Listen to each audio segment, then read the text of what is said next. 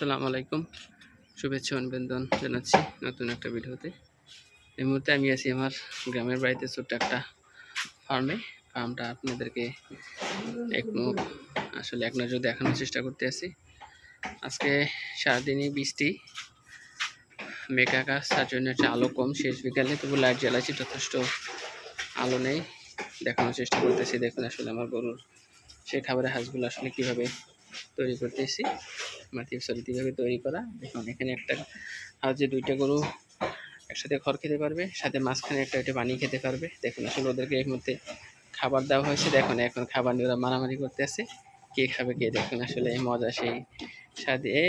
দাঁড়া দাঁড়া দাঁড়া, হ্যাঁ পানি দিতে হইবে, দইতে তাহলে পানি কইলে আবার একটু দেন। দেখেন ওরা এখন মানে মজা খাওয়ার জন্য পাগল হয়ে যেতে আছে। দেখেন কে না কে খাবে, একটা মানে এই যে দেখেন শর্ট পড়ে গেছে।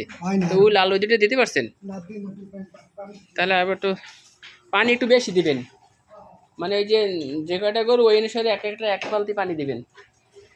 এই যে দেখুন আসলে ওদেরকে সারাদিন খড় খাওয়ার পরে এখন আসলে সেই ভুসি, সরিষা খড়, তারপর আছে ফিড, এগুলো একটু খাওয়ানো হয় ওদেরকে, যাতে একটু শরীরে এনার্জি আসে, একটু শরীরটা তরতাজা থাকে, একটু আউটলুকটা একটু ভালো হয়। তার জন্য দেখুন আসলে মজা পেয়ে খড় খাওয়ার পরে দেখুন যখন আসলে পানি দেওয়া হয়েছে, তখন এগুলো আসলে খাওয়ার জন্য খুবই ব্যস্ত হয়ে গেছে।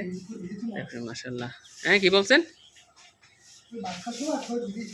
ও বাসা, হ্যাঁ সকাল সন্ধ্যা মানে সকালবেলা ভিজেই রাখবেন, তাহলে দেখা যায় সারাদিন ভিজে হয়ে যায়, গলে যায় না, রাস্তা করে তো গলে না।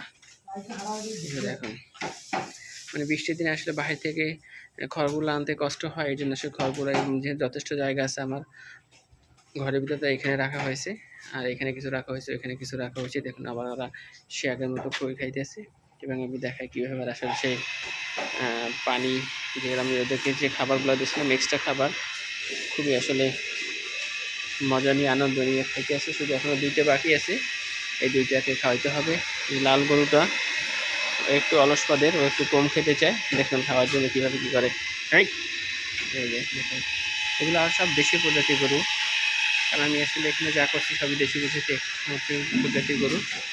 এখানে আসলে সেই উন্নত প্রজাতির গরুগুলো আসলে নাই, সবগুলো আসলে দেশীয়, তবে যাতে একটু বড় বড়। দেখুন মাশাআল্লাহ গরুগুলো আসলে শরীর স্বাস্থ্য ভালোই আছে। একটু সেবা যত্ন বেশি বেশি করতে হবে, তাহলে দেখবেন সবাই আসলে ভালোই থাকবে।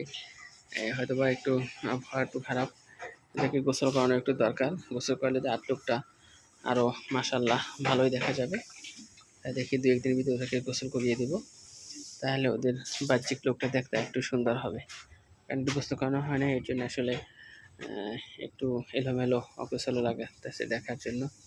এখন এই হলো আমাদের সেই গরুর ফার্মটা। এভাবে আপনাদের গোয়াল ঘর তৈরি করে নিতে পারেন। কেউ যদি আসলে আমার এই হাঁসগুলো দেখে পছন্দ করেন আসলে কীভাবে তৈরি করবেন, তাহলে আসলে দেখুন আসলে এভাবে আপনারা তৈরি করে নিতে পারবেন।